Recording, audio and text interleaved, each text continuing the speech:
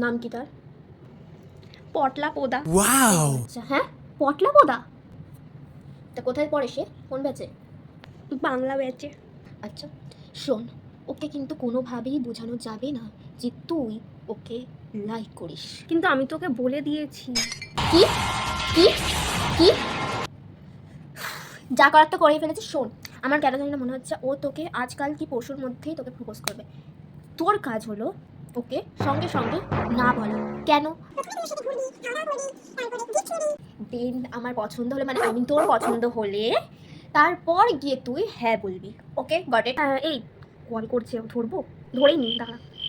Hello, I love you বলছে। Hello, হ্যাঁ, I love you two.